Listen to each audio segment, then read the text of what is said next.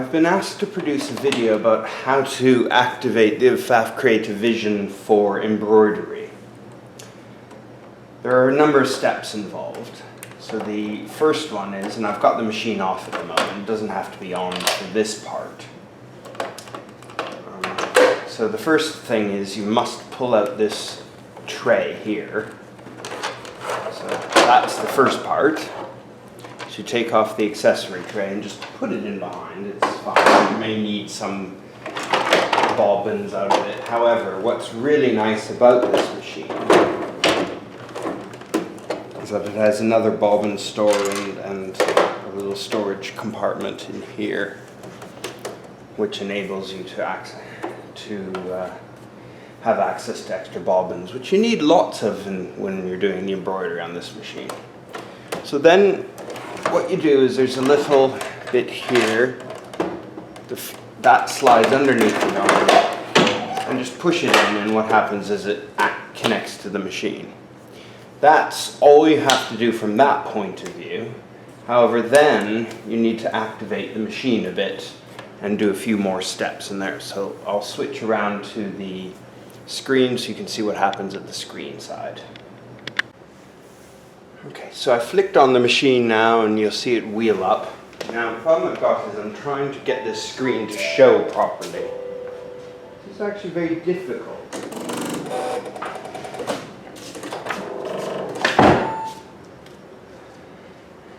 Okay, hopefully you can read that message. It's not showing up on the small screen.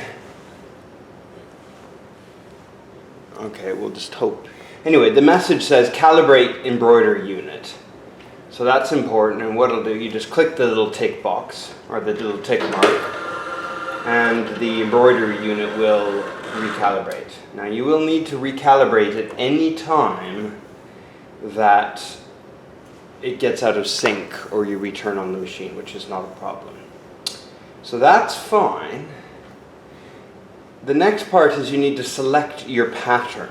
Now, for this example, rather than selecting the USB, let me just zoom back out a bit. Okay.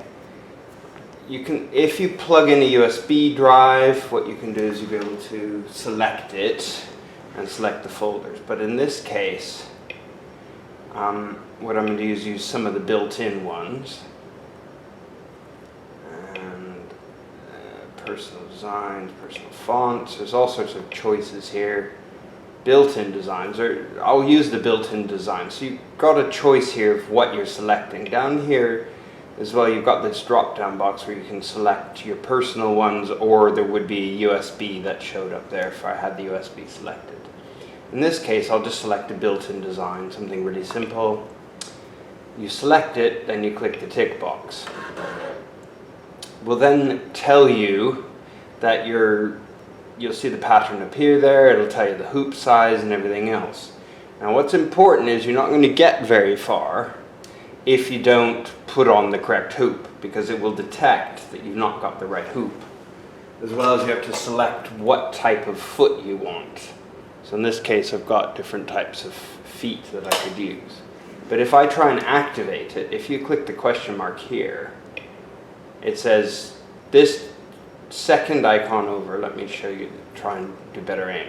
The first one toggles between sewing and embroidery mode. The highlighted icon indicates which mode is active. So at the moment, it's working in embroidery mode. If I select that one, it's going to push the embroidery unit all the way up to the right, and I can sew with that, sorry about that, the unit in place. But if I then toggle, and you're going to get a bit seasick here, to embroidery mode, it will move that over and recalibrate it, expecting the hoop to be activated. So that's what that button does. So we've got that in place. The next part is this second icon along it toggles between embroidery edit and embroidery stitch out. So in order to really activate this, you have to collect the second icon along, and it's going to scream at me, which it just did, because I've got any hoop attached. So I've told it that, yeah, I want to embroider, which is part 1. Then what I want to do is activate the embroidery pattern in the middle of the screen here, but it's not going to allow me because I've not got a hoop attached. So I need to put a hoop in there, and I can cheat by just chucking any old hoop on. So I don't have the 80, or might have the 80 by 80 somewhere, but in this case I'll use the 150 by 150 light fabric hoop. Whoops. Okay. So I've got the 150 by 150. I just need to do a little twiddle here to get this in here, and then we'll be all good. Oops.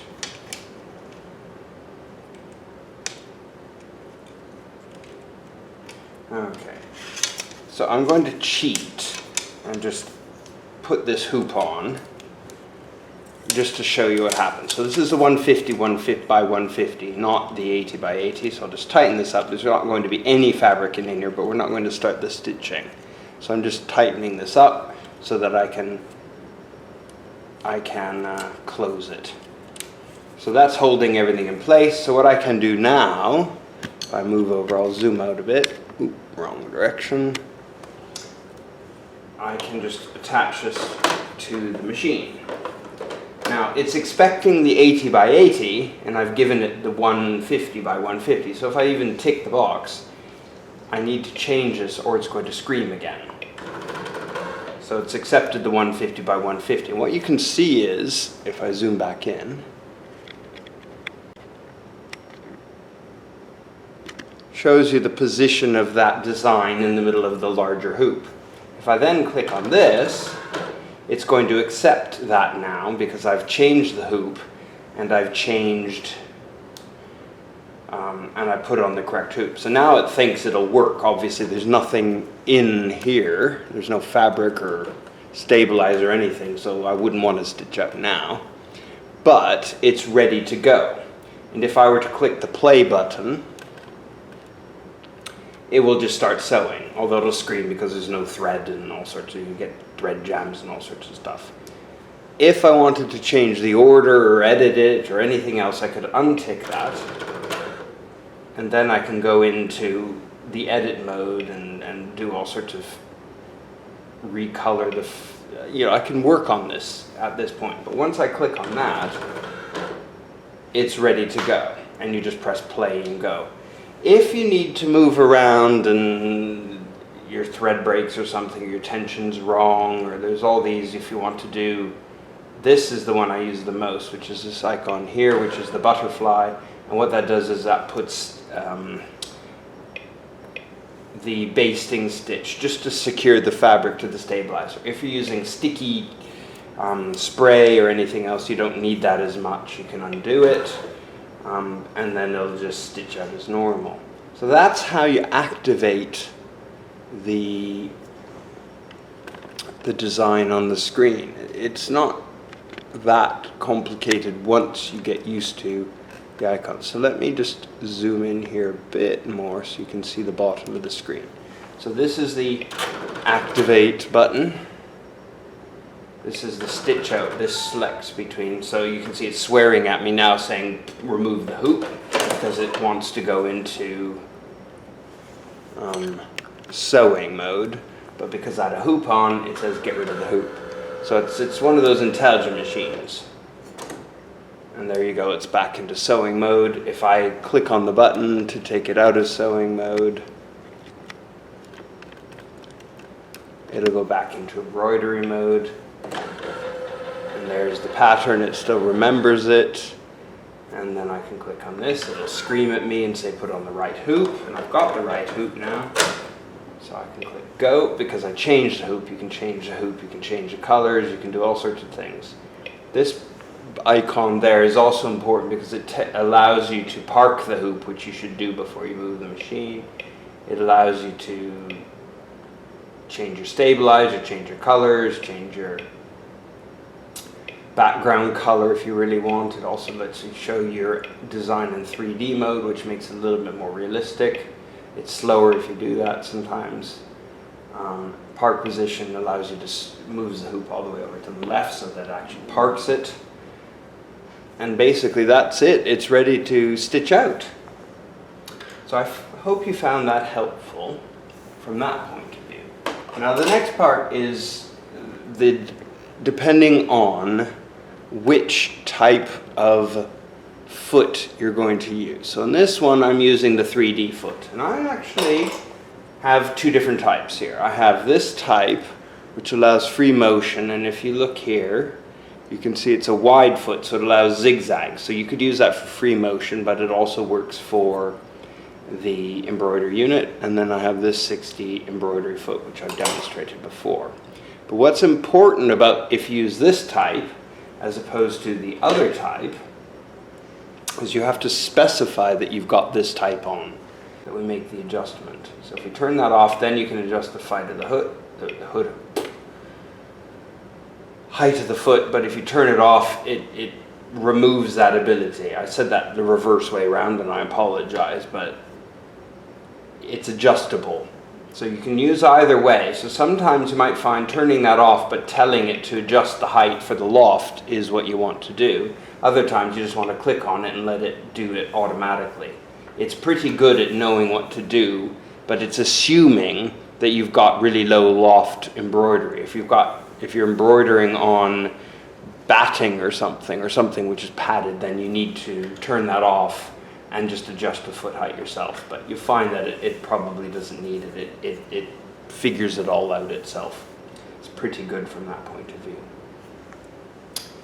I've ticked it, so it's expecting the 60 embroidery foot when I click go. It says it's 5 minutes long. It tells you there's one thread color, and it would just take 5 minutes to stitch this out, which is not long at all.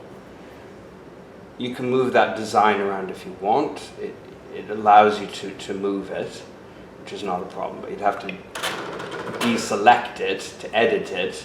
And now you've got access to these other icons, which is to move to rotate, flip, move around. All your icons are there. So if I click on this one, what it does is I can then use this, or I can even grab that and move it over into the corner, which is fine. That's all you have to do. If you want to rotate it, you click on the rotate. This now then allows you to rotate it as you want. So that's rotate, and I go over here. This one is your pan, which just allows you for a really large, in your zoom mode, it allows you to move around on the screen. And then this one here is your scale, so you can increase the size of that particular embroidery pattern. This one up here allows you to create a wreath and things like that. So if you wanted to repeat that pattern around the outside on a larger hoop. So I can click on that, and what it'll do is it'll say, okay, do you want to do it on a heart? And it'll show you, and then what you do is you have to specify all sorts of other things. I tend to do this in embroidery software. However, it is all doable here. If I click on here, I can specify how many instances of that particular design I want. And this is where you might sometimes need to shrink it because it's not going to fit on there. Well, it looks kind of funky.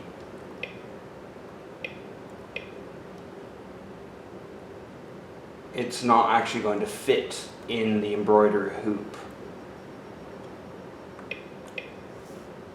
So if I click on this, I can reduce it, if I can remember how to do it.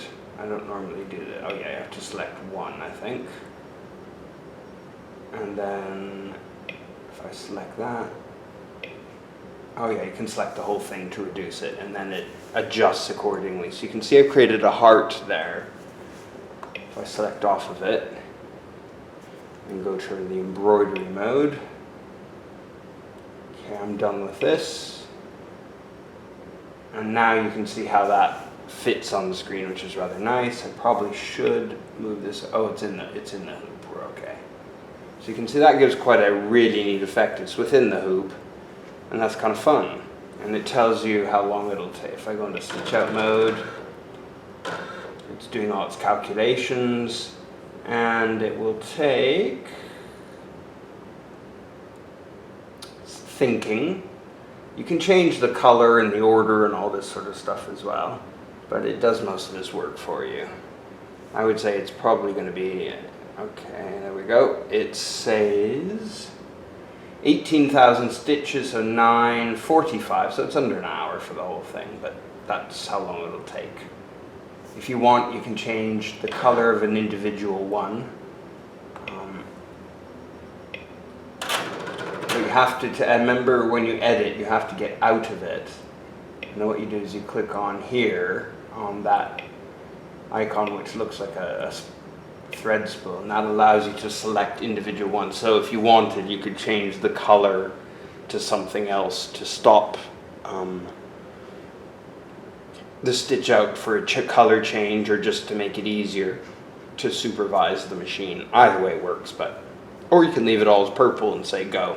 You can in fact change the color, but then select just stitch out without color changes, and it will do it all in one color anyway. So it doesn't matter what way you do it. That's quite easy to do. So for instance here, I'll do this for fun. I'll change this one to pink, or some ghastly color anyway, just so you can see it clearly on the screen. And what you can see there is we have lots of purple and one kind of goldy orangey color. However, oh yeah, I'm not in the right mode. Silly me. Now, once I'm in the right mode, then I've got this button here, which is so we've got extra buttons once you're in embroidery mode. So you have to know where you are, and like you see, I'm not perfect either, but that's kind of part of the fun of this. Okay, so this here allows you to sort color blocks, and this one, I think that's there. Ignore stop color. Yeah, so as you see what happens, I was right. It was the right button, was this button. However, it's here. Cancel color stops to embroider design in one color. So you just click on that and it'll do the whole thing in one color, even if you've got multiple colors. So it's quite easy to do all of this. Sometimes you have to use the question mark, but the question mark is always there to help explain what's going on and where you're up to.